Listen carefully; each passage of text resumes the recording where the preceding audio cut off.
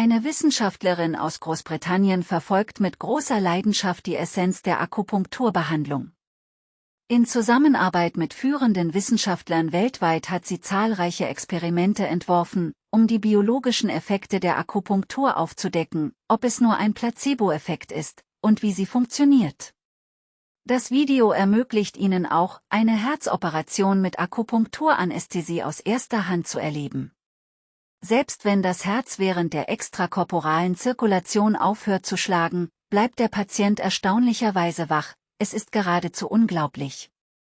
Ob Sie mit Akupunkturbehandlung vertraut sind oder nicht, dieses Video bietet Ihnen eine einzigartige wissenschaftliche Entdeckungsreise und hilft Ihnen, das Geheimnis dieser jahrhundertealten Therapie besser zu verstehen. Wenn Sie an Medizin, Wissenschaft oder Akupunktur interessiert sind, verpassen Sie dieses fesselnde Video nicht.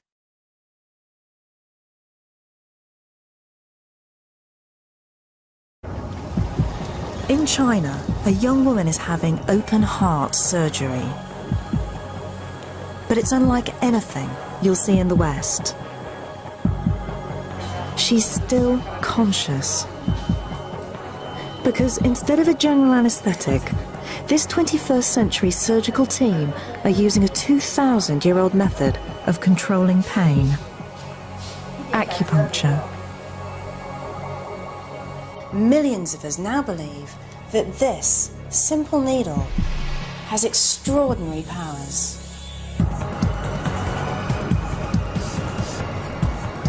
Today, more and more of us are putting our faith into alternative medicine. Ginseng, which is the main herb. From ancient herbal remedies. Quite fragrant. No. It's all way beyond what we normally think of as medicine. To miracle faith healing. Said again, healed all!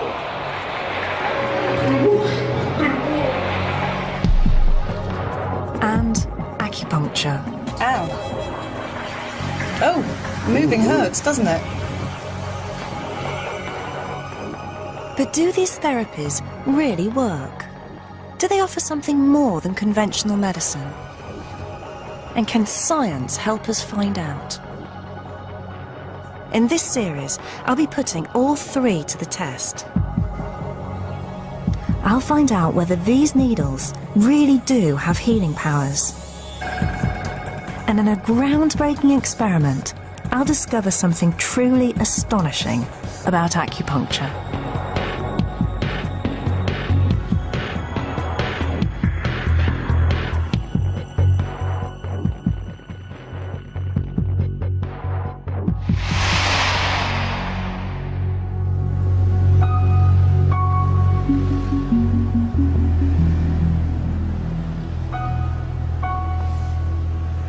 All over the UK, acupuncture is booming.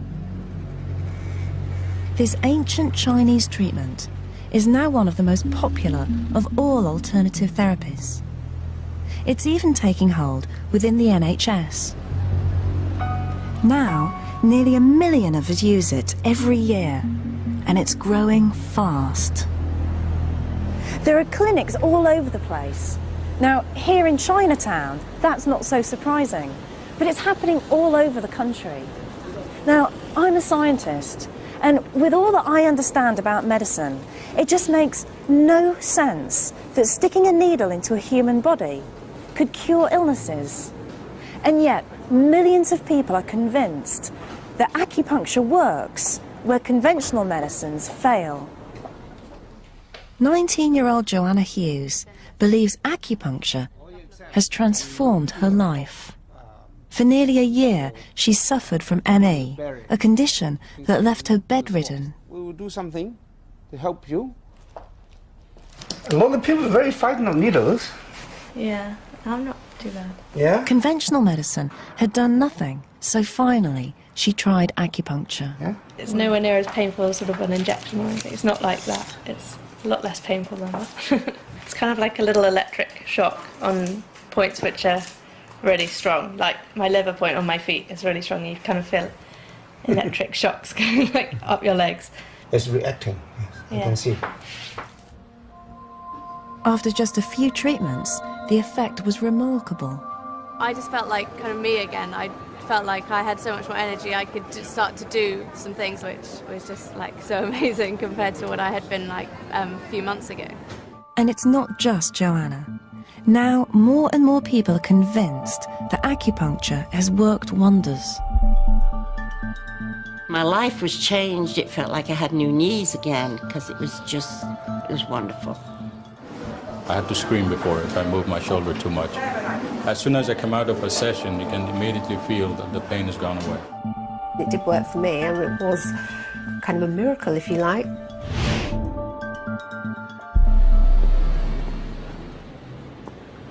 But it's all based on a very different view of the body. Acupuncturists believe that illness is caused by an imbalance in a life energy, qi, which determines our health. The qi, the energy, flows through the whole body. So acupuncture really is manipulation or unblocking or relieving the energy. So what does Professor May make of my life energy? What can you tell me about what's going on in my body by looking at my tongue? From your tongue, the coating and the color, I know what's happening to different organs of your body. Maybe show me your tongue. Ah, yes. Well, your tongue is rather red at the tip here, and I think you suffer from circulation problems. And is that right? No, I don't think I do. No? But the tip of the tongue represents the heart. Yes? So I will look at the heart meridian, see if you have any pain along your heart meridian or any dysfunction in your heart. As a scientist, I found Professor May's explanation of how the body works extraordinary. What I'm really struggling with is that it's just all so alien. It's not just the needles, the language, the ideas, even the diagnosis. And it just bears no relation to science. And yet, so many people are convinced that it's working for them. So I have to find out whether it really is.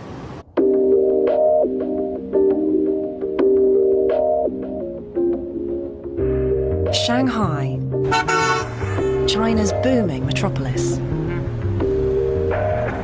Looking around, it's hard to believe that this is the home of one of the most ancient traditional medicines in the world. But it's here I hope to find out exactly what acupuncture is and why so many people in the West are convinced by it. I'm pretty sceptical about acupuncture. But we'd be crazy to write off ancient wisdoms. We ought to question them well, but we can't write them off. Especially when it appears to be able to do something astonishing.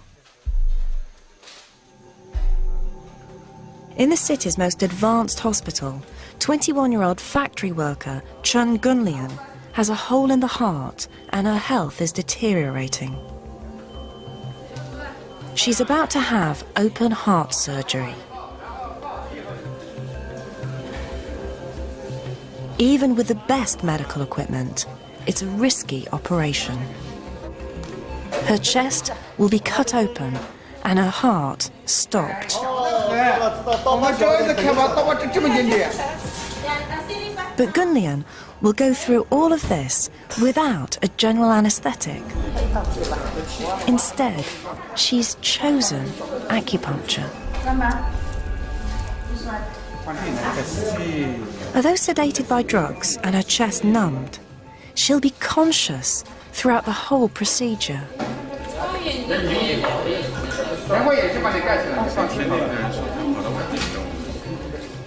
The doctors stimulate the needles using an electrical current.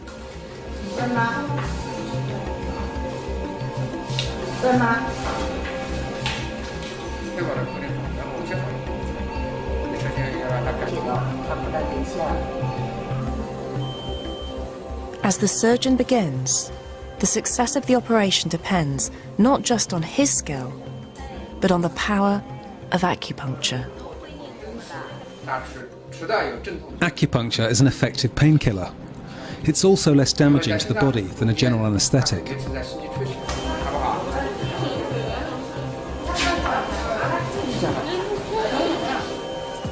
It seems incredible, but Gunlian's doctors have done more than 300 similar operations. What could possibly explain what's going on?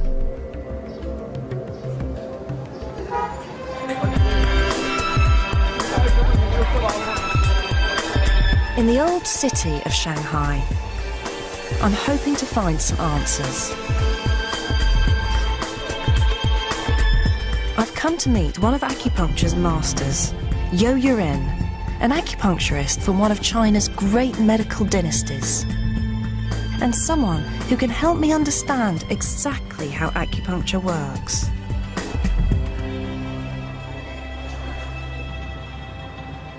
I've been feeling a bit run down, so he begins by feeling my pulse and looking at my tongue. One of his patients, Fred Wei, translates for him. He says the top of your tongue's condition is very good. It's very red. Very red? Yes. Good, and that's good. That's good.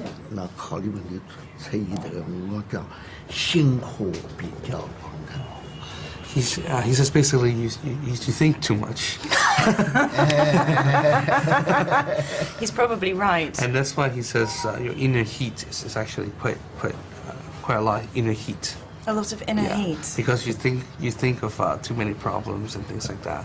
But the most importantly, he says to basically take control of your personal life and maintain the balance. So don't work so long. Yes. Sleep more. Yes. Relax more. Yes. And think less. Yes. I've known for a long time that's what I should do. But that's very good. That's me. Well, all of that is true about me. But you could say that about just about everyone I know. At Yo Yuren's clinic, the patients are put through a series of bizarre procedures.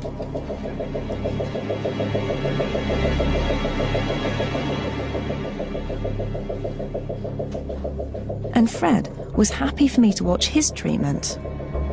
Can you ask Yo Yurin why he's put these glass bowls on you? He says basically this kind of glass bowls can help the blood circulate a little faster. Okay, so all of these down here, down your leg, Yes. are going to help with the blood flow through your legs. Yes. And that's going to help your buttock. Exactly. Okay. Then it was my turn. You should just relax. Okay. And what's he going to do? think of a happy place while he's. Okay, and that's great. That didn't hurt. He slides the needles in. Each specific point is supposed to treat a different part of my body. Do you feel? Okay. A couple of them have stung a little bit, but... 是什么意思呢? That one really helps you to sleep. Ow. Fred, how far in is he putting them? I'm actually very light. It's not too much. Oh. Yeah. Oh, moving hurts, doesn't it? Oh. Yeah. So don't move.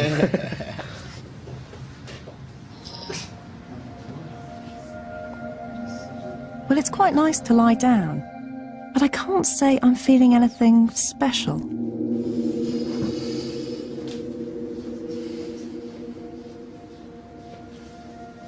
"20 minutes later. And how long does it take to work, Fred? A few times. A few times, so I shouldn't expect any miracles. You have to maintain self-balance. That's the most important part. So you have to sleep more and work less. So most of it is down to me? Yes. Okay.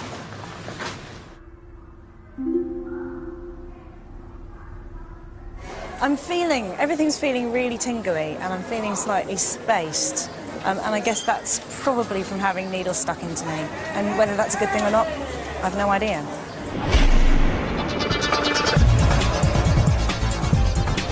Today, ancient China is rapidly disappearing.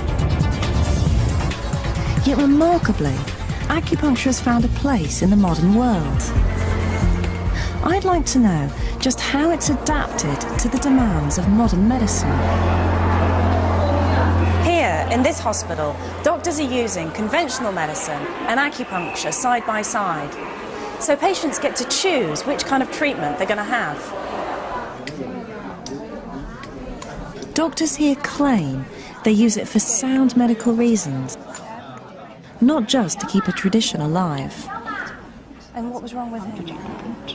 Okay, so for pain, acupuncture. Yeah. For a problem with an organ, Western medicine. And if that doesn't work, then acupuncture. Yes. Okay. Yes. But sometimes when using Western medicine, they have a very big side effect. So they will say, yeah, you can accept some acupuncture treatment. Okay. Use a little dose of Western medicine and accept acupuncture. Ah, so use a small amount of Western medicine. Yes. And acupuncture treatment to help to increase the effect. Yes. Yes. And that reduces the side effects of the Western medicine. Yes. Okay.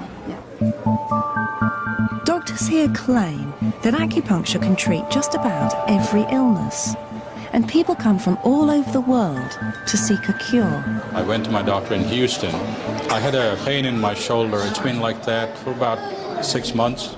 First they gave me steroids, didn't really get better. So he said, you're going to China, why didn't you try acupuncture? And as soon as I come out of a session, you can immediately feel that the pain has gone away. I had a virus attack and half of my face was paralyzed. And someone recommended Dr. Lee to me, so I came here after 5 treatments and I was fine.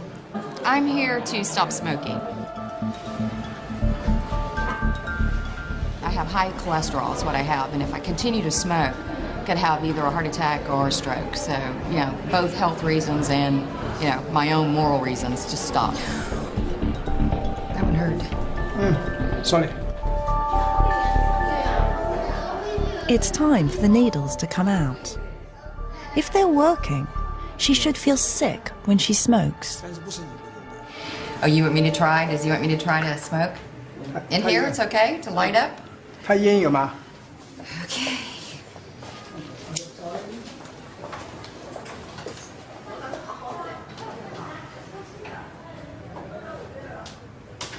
Yeah, I feel a little nauseous. Yeah, I'm gonna put this out. This is making me sick. Okay.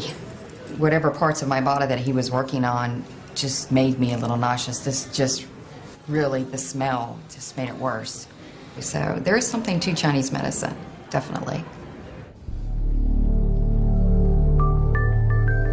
The more I hear, the more I'm beginning to realize we can't just dismiss this ancient tradition.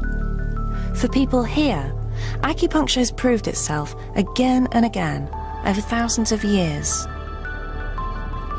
I've travelled deep into the country to visit this ancient city, Guangzhou. It dates back to the time of the great Emperor Qin, and it's over 2,000 years old. So it's a great place to find out about the origins of acupuncture.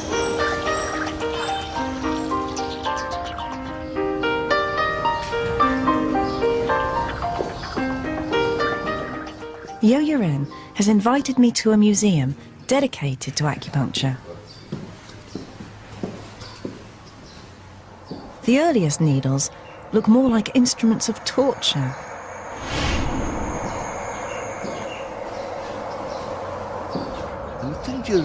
Well, in the past, there was no metal, and so there were no metallic needles. They used bone instead.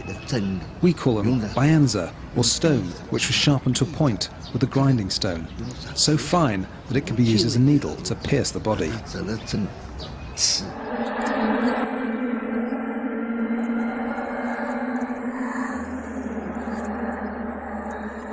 So why did people start to stick needles into other people?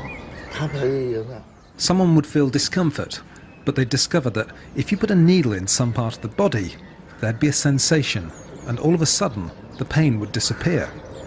People discovered that this point here could relieve pain, or that that point there could treat something else. It's these ideas, passed down from one generation to the next, that have survived intact to the present day.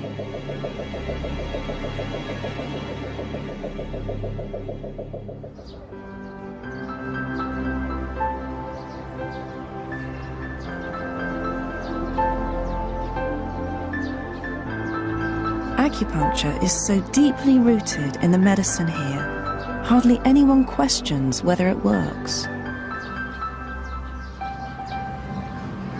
You know, if everybody in a culture believes that something's going to work, then it's much more likely to work. And we know that about medicine. If people believe something's going to work, it makes a big difference. It's more likely to have an effect.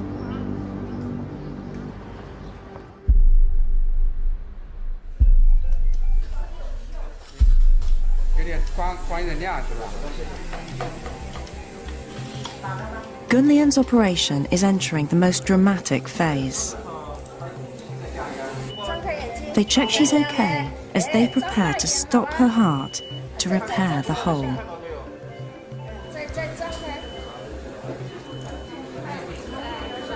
It seems amazing to me that acupuncture is even considered for such a life-threatening operation.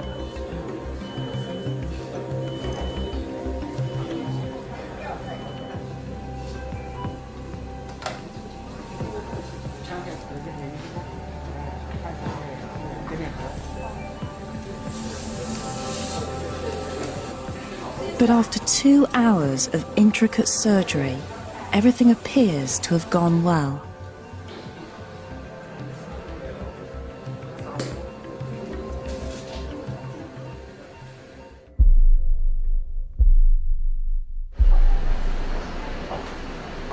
Remarkably, just 2 days after the operation, Gunlian is sitting up in bed, telling her sister the story. Her memories are still vivid. I remember the doctor stuck a needle into my hand and felt my pulse. Then he put another needle in here and here near my vein. Then my whole body started to tremble. When the scalpel started to cut the bone, I could hear it all. But I didn't feel any pain, not a thing. The speed of Gunlian's recovery is impressive. Just a week after the operation, she's ready to check out. And there's one other benefit to the acupuncture. The bill is 1/3 of the cost of an operation with general anaesthetic.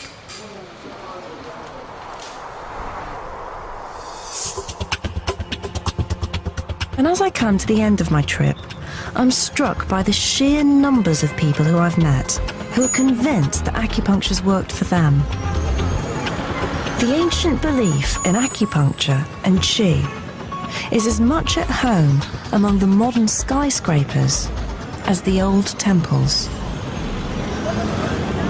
This idea of qi is right at the heart of acupuncture.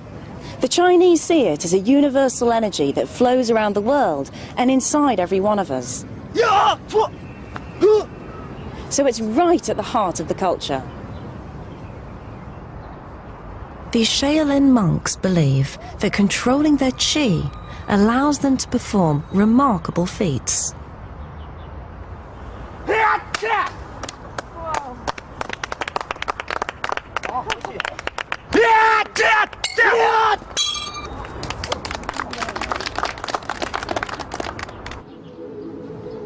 And every morning, millions perform Tai Chi, a daily ritual they believe keeps the qi life force in balance around the body.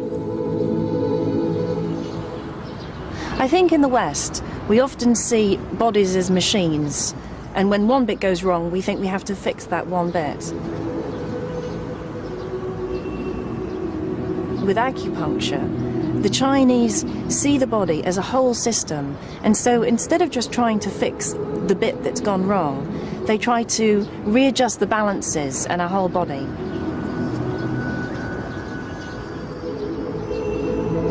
I've been much more impressed by acupuncture than I was expecting to be.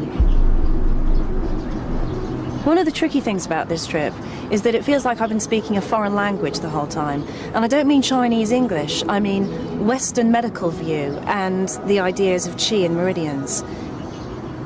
A lot of scientists coming here might say they need more evidence, and I need more evidence, but I've seen enough to make me believe it's really worth trying to explore it more. So, as I head home, I'm eager to find out what science has to say about acupuncture.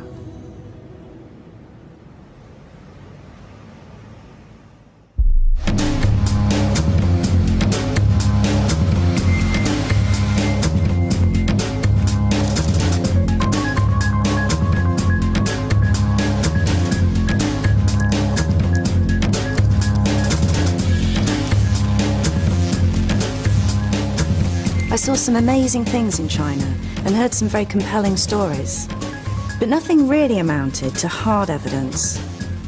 There could always be other explanations for what I saw.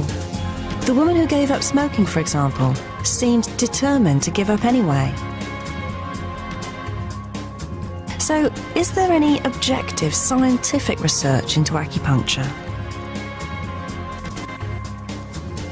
Just one website has 9,000 scientific papers and 661 trials. But sheer numbers of trials don't mean much unless they've been properly conducted.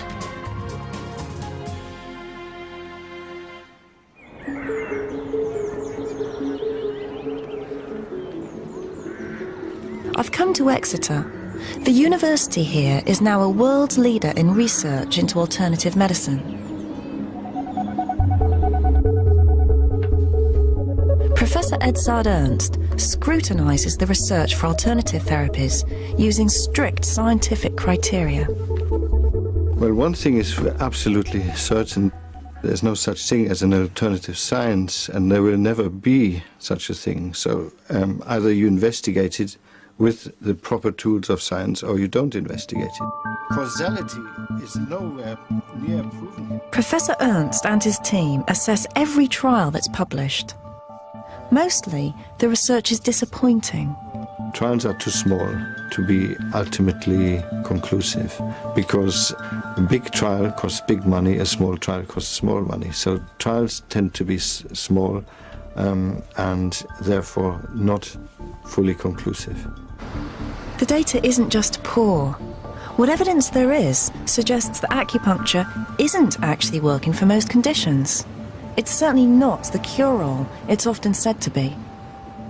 Some people claim, for instance, that acupuncture can help with addictions like smoking, or with weight loss, or even with infertility.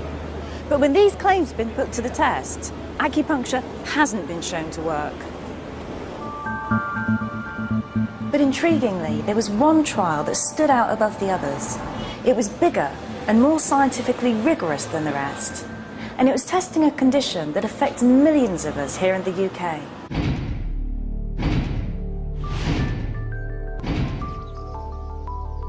Linda T has suffered migraines for 25 years. A couple of times a month, they'd strike, throwing her family life into chaos. My eyesight goes, and it goes like all jagged, and you get blind spots. And then usually within about an hour, I'll start to feel sick and get a real pounding headache, and it's just like unrelenting, it's just horrendous. Nothing her doctors did seemed to work. But then her mother suggested acupuncture, which had worked well for her bad back. And she couldn't stand up at this time, she was like bent double, and she said, well, yes, do anything. And she did that, and it worked, and she was able to stand up, walk around and leave, and she was kind of fine, and she couldn't believe it. Linda's doctor wouldn't prescribe acupuncture, but she did finally get the chance to try it when she was asked to take part in a medical trial. I also use RAN 6 over here. RAN 6 is a point that we commonly use for energy. Medical researcher Andrew Vickers was asked to conduct the most comprehensive trial so far into acupuncture. What we wanted to do was a very large study, taking pretty much all comers, anyone with chronic headache disorders, and we wanted to follow them up for a longer period of time, a year or so.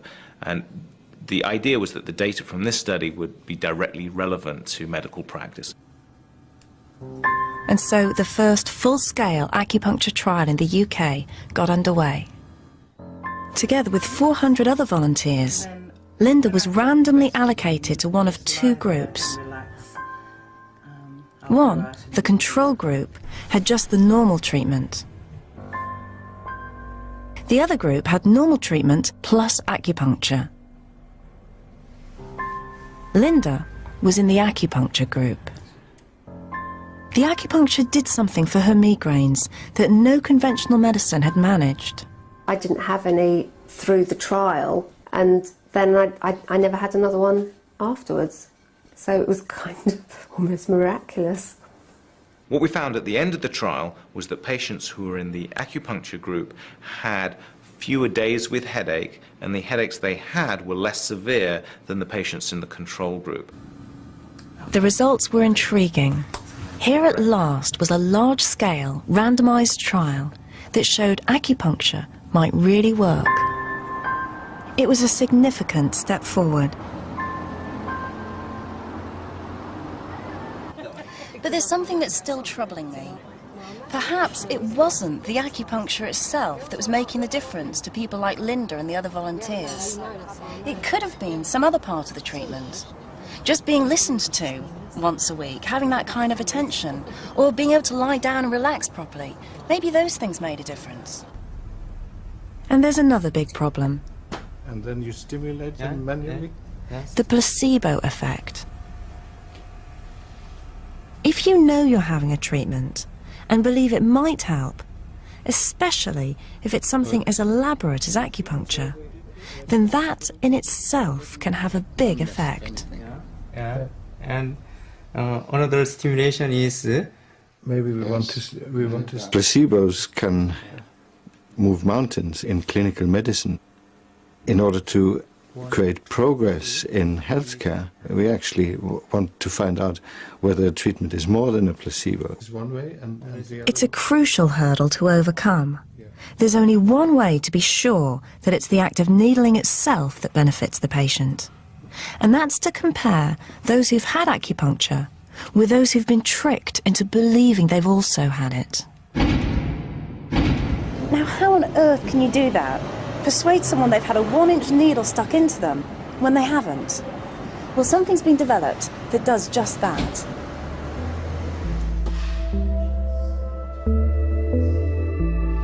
I've come to see Mike Cummings, a medical doctor, as well as one of the country's most prominent acupuncturists. Well, in order for me to demonstrate those... He's keen to put acupuncture on a real scientific footing and has been checking out techniques for fake acupuncture. So, generally this is the experience that you'll have. Tap the needle in. Ow. And then gently insert. Okay, I felt the spike, which hurt a bit. And when you pushed in and I didn't feel much, I just felt the spike really. Okay, so that's the real thing. So that's the real thing. So now I have to try and convince you, somehow, that I've done that type of procedure. This looks exactly like the needle I just put in your hand. Yet this one, rather like a stage dagger, actually disappears into the shaft of the needle. So when you insert it, it looks for all the world like it's gone in, but it's actually blunt and it hasn't penetrated your skin at all. Okay, we'll try it out. Pop that in there. And then we can tap it in the same way. That's convincing. And then we twiddle and push. To be honest, that is more convincing than the actual real acupuncture. That feels more like a needle going in and looks more like a needle going in. That's probably because the blunt end on the skin is still feeling quite sharp. I would believe I'd had acupuncture. Do you think it's in you? I don't, because you showed me how it worked, but I would have done. Well, that was pretty convincing. And for me, it represents quite a big step forward, because if you're able to have a believable sham acupuncture, it means you can put real acupuncture to the test properly and see whether it's the needling itself that's really having an effect. And what's more, I know of a team who've managed to do exactly that. I've come to the United States because a full-scale trial here has, for the first time, tested real acupuncture against sham acupuncture.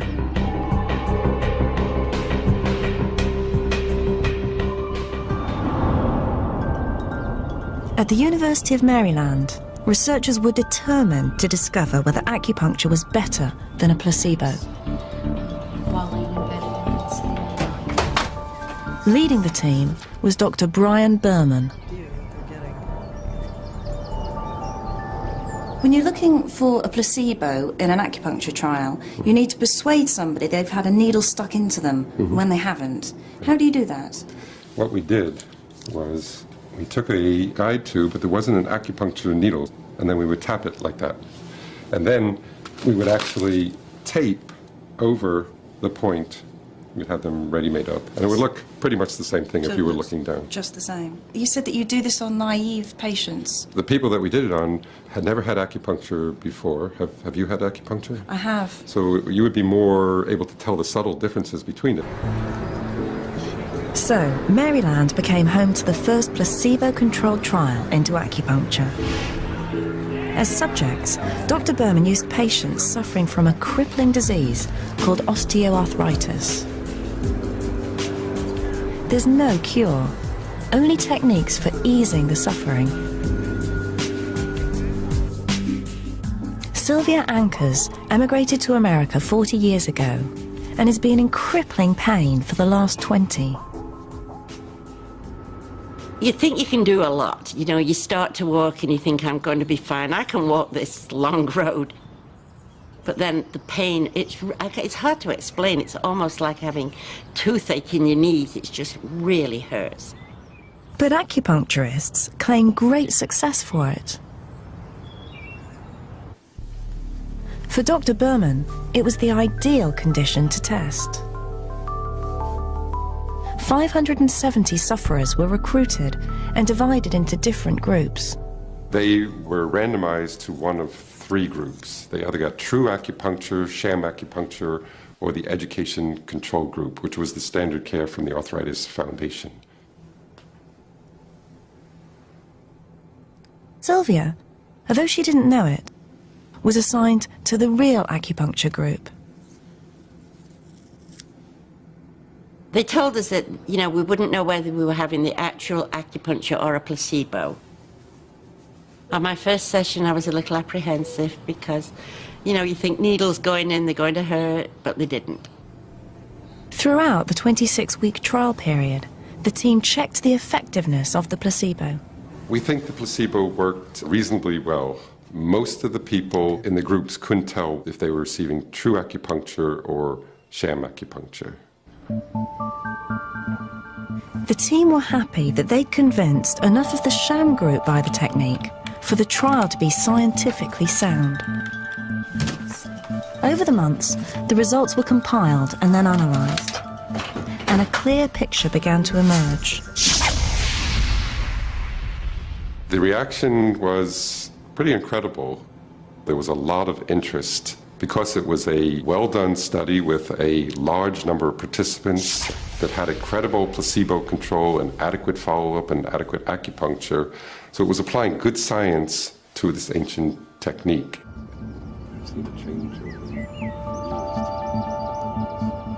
The results were to cause a sensation. When you compared the two, there was about a 33% improvement of the real acupuncture group over the sham acupuncture. And do you know whether the acupuncture is having an effect on the osteoarthritis itself? We don't think that the acupuncture is actually having an effect on the osteoarthritis itself. What we think the acupuncture does is it reduces the pain and inflammation. And that has the effect of then less pain, easier to get around, and better physical function. So would you say that this trial proves that acupuncture works, at least for osteoarthritis? I think it does show that acupuncture works for osteoarthritis of the knees. You know, I can't say because of this trial that acupuncture works for other types of osteoarthritis even. It may well do, but we need to do this sort of definitive studies. We don't have all the answers in Western medicine. So this trial is the first really convincing scientific evidence that acupuncture works. For Sylvia, it meant a new lease of life. I told everybody to use acupuncture. I felt like the spokesperson for them. there was such a difference in the pain level, in the walking, in every aspect of my life was changed. It felt like I had new knees again, because it was wonderful. When I heard about the Berman trial, first thing I did was send an email to Brian Berman to congratulate him, because up to that point, we had the largest trial, and now he had the largest trial, and I think it's very important to get these big trials done. Of course, the nice thing about his trial is that it also had a placebo control group, and he did show important differences between patients who received true acupuncture and those who received a sham technique.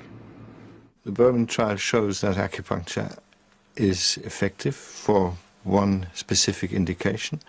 The trial is well designed, and therefore I personally trust its results. It convinced me that acupuncture works for knee osteoarthritis. So scientists and patients seem to be speaking with one voice, that for osteoarthritis at least, acupuncture works.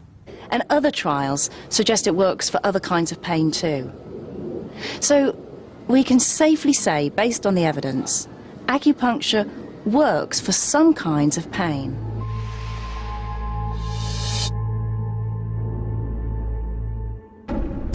I'm quite surprised. I found evidence that acupuncture can work.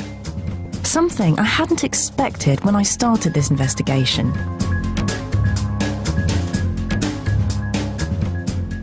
But that just raises an even bigger mystery. Because, so far, there's no proof that needling has any measurable biological effect on the body. So, how can it be treating pain? To be really convinced that it's working, I need to understand how it can be having its effect.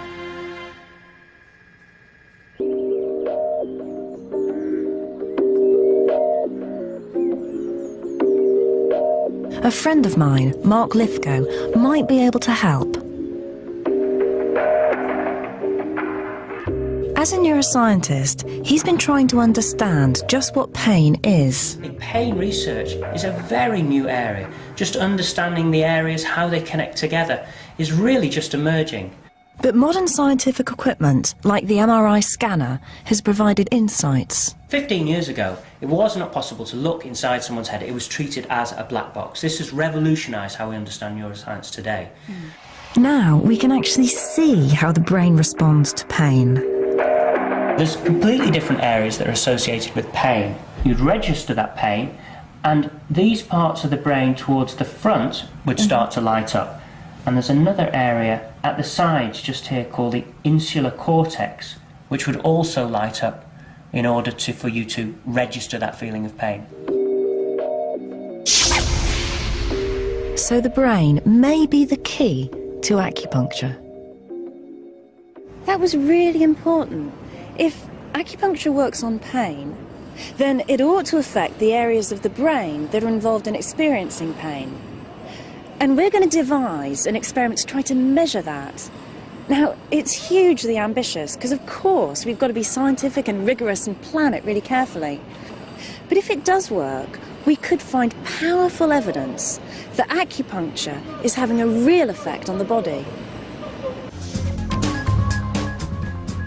I've called in some of the top people in the field to help.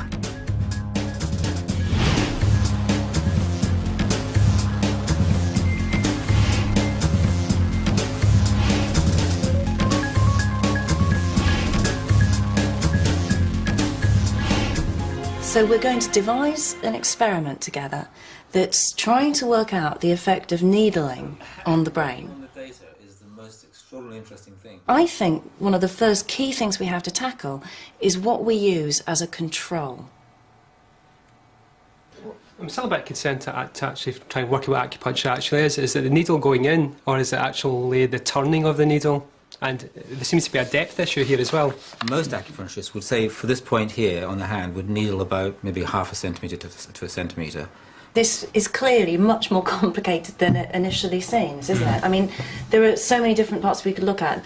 The position that you put the needle, the depth that you put the needle, the movement of the needle, whether you move it or not. So what you're suggesting is we just focus on the act of needling and taking... It's really interesting for me being in a room with a group of people of different perspectives. So scientists, some of whom are really sceptical about acupuncture, and acupuncturists who are interested in science but really believe in acupuncture. And I think to do a proper experiment in this field, you have to have those different perspectives. You need the scepticism, but you also need people who really understand the whole of the field.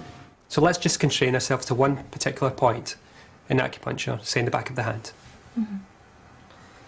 So How would that help us? Well, I think that would, because at least you're looking at the effect of that point on the brain. And one of the interesting comparisons then is to see if you just go, say, superficially, just under the surface of the skin, and see what happens to the brain, and then needle to the depth of maybe about 1 centimetre, which is probably on average what most acupuncturists would do. And we could map that in the brain. We could look at that difference. Well, we've made a good start, and we've agreed on what test we're going to use. We'll stick the needle in on a well-known acupuncture point just here. And for the real acupuncture, we'll stick the needle in quite deep and do a brain scan of the volunteer. As a control, we're going to just stick the needle in a short distance and twist it, and then do the brain scan. And so by comparing those two, we ought to be able to see the difference between the real acupuncture and the control. This is a genuine piece of new research. We plan to look deep into the brain during acupuncture to find out, one way or another, whether acupuncture is having a measurable effect on the body.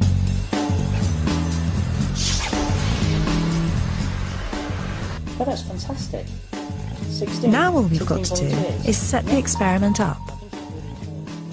Mark talks to the team about volunteers, questionnaires, scientific protocols, as well as tracking down the most powerful scanner available.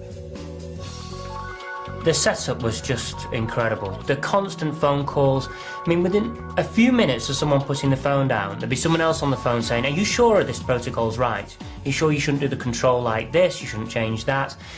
Everyone was so panicky about the control, so worried that they weren't going to get the control, because once you've started the study, you're completely committed.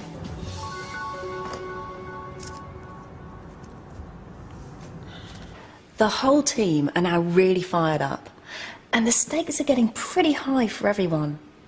The scientists are quite convinced they're not going to see anything unusual happening in the brain during acupuncture, whereas the acupuncturists are a bit worried that if they don't see anything interesting, well, it kind of undermines their whole profession. Finally, it's the big day. Hugh will lead the study and carry out the acupuncture. Aziz will scrutinise the data and analyse the results. Mark and I will be on hand to check what's going on. And we've pulled off a coup. We've persuaded the University of York to let us use their state-of-the-art scanning equipment. Now, we've come here to York to do these experiments. Why here? Well, they've got here the new generation of MRI scanners, what's called the 3 Tesla version, which is a relatively high field strength. Only a few years ago, they were what's called 1.5 Tesla, so it's doubled in field strength. So it's a hefty, big MRI scanner. Big magnet in there. The MRI takes stills, like photographs of the brain, but we're also going to use a more advanced form of scanning. It's like perhaps having a video footage where you get a continuous stream of data, so you can actually follow someone's thoughts in real time, far closer than you can do even with the big scanners here. So using these two techniques together, we ought to be able to see deeper into the brain what's going on at a particular time when acupuncture is going on. I think so. Firstly, no one's combined these two techniques on the same patients. That's a complete first here. This particular design of study is a complete first, trying to rule out certain features. And using this field strength with this magnetic field has not been done before. So there's lots of firsts that are going on in this study. If you don't find it here, you're not going to find it anywhere. The massive magnet is powerful enough to pick up a car, so each of the volunteers has to check for anything metal on their bodies. The only thing I was worried about was metallic toenail polish. It's far enough away going from collarbones up, so that's far enough away, don't worry. We're just about to go into the room, but first of all we need to make sure... Hugh takes the volunteers through the escape drill. Once inside the MRI, they'll be locked behind a 6-inch steel door, designed to seal the scanner from the Earth's magnetic field. mechanical way of getting out. So if there's a power cut, for example, Right, this is and the you're way on it's connected. But the thing is, actually, I'm in the room with you, so. But this is part of our regular safety routine. The team are trying to detect the tiniest changes in the brain when the needles are inserted. Just very slowly. It's wonderful. CZ. Even the smallest error at this stage could invalidate the entire experiment. We've tried as hard as possible to be absolutely rigorous. So we're doing everything we know to make sure that we're really looking only at the effect of the acupuncture needle. I've got a number here for it though. We've randomised everything as much as we can. We've made sure the patients don't know what they're getting. We've even tried to not let the practitioner know, the acupuncturist know, what he's going to be doing until the last moment. 10 seconds till we rest. 3, 2, 1, start. Finally, the experiment begins.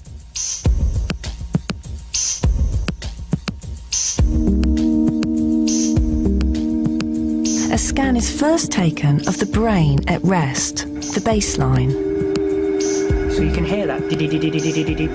So that's taking images now. Now it's having a little bit of a baseline period while they're up to get effectively the mind or the thoughts while they're at rest. Then the team scan the brain when the needles are inserted. Hugh then twists the needle. This usually generates an achy, tingling sensation called de qi. When the needle is stimulated, you quite often elicit this de qi sensation, and acupuncturists often look for that. They look for a de qi sensation as part of the healing activity of the acupuncture. 3, 2, 1, start. When we go, we go now.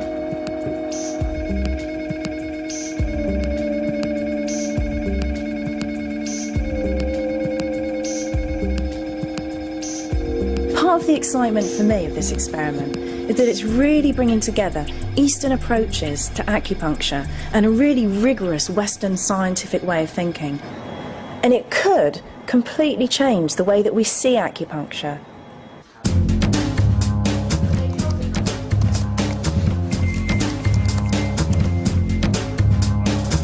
Buried away in his lab at York University, Aziz begins to analyse the data.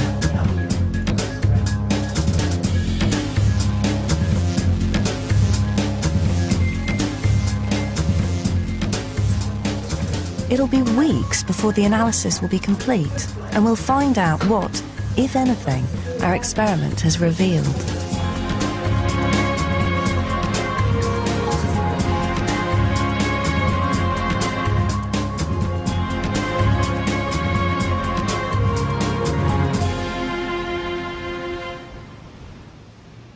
At last, results day.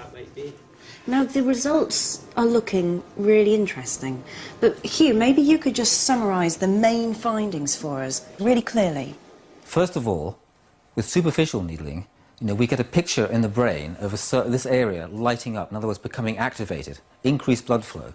And if you look at this brain here, this is the front of the brain here, and this is the back, and we have a cutout there just so you can see inside better what's happening. That's no surprise. This is just the brain's normal response to the needle being lightly inserted. What we found with deep needling, if we had de qi, the de qi sensation of the needle, that's the aching sensation, what we picked up was deactivation. Areas of the brain here, further back, where we've coloured that blue.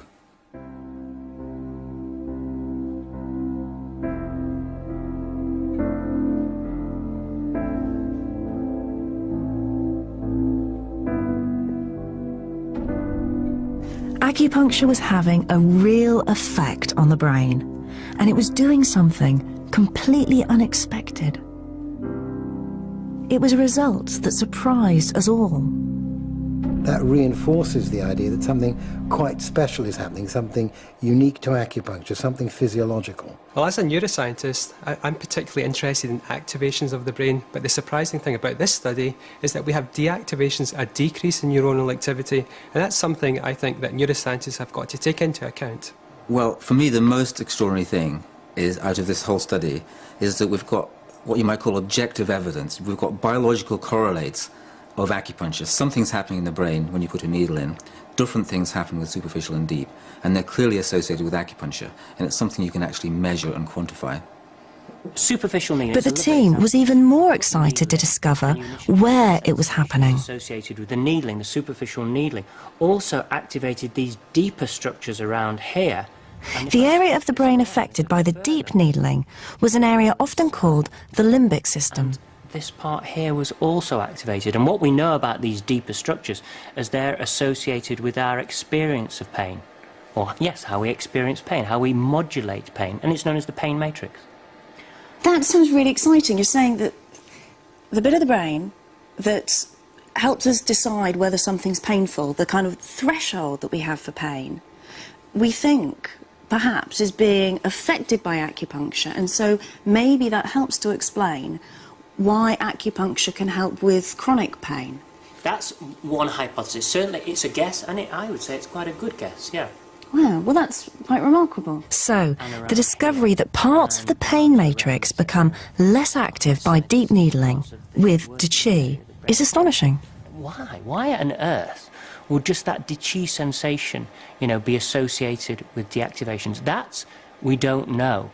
But when you tie it in with the fact that acupuncturists use De Qi, does then these deactivations start to give us the key to how acupuncture works? That's what puts a smile on my face. It's just incredible, I think, the way that acupuncturists say what really matters in acupuncture is De Qi. And then here we are, you, neuroscientist, is saying, oh, we find that this amazing thing going on in the brain that we don't really understand that well, the deactivation, the being less active than normal, that only seems to happen during De Qi. And maybe that's coincidence, or maybe that's the key to something really interesting.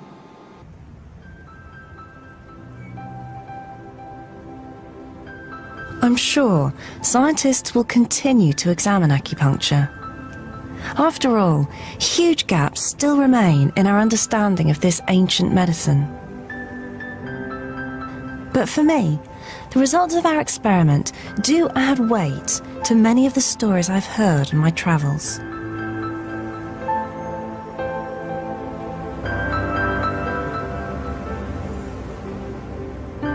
It's been quite a journey for me. I started off pretty sceptical about acupuncture. It just didn't make sense from a scientific point of view. Then I found evidence that it really does work for some kinds of pain.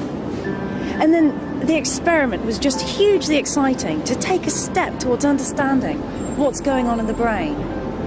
So it's been an astonishing time. And I believe that acupuncture still has a lot to teach us about the way our own brains and bodies work.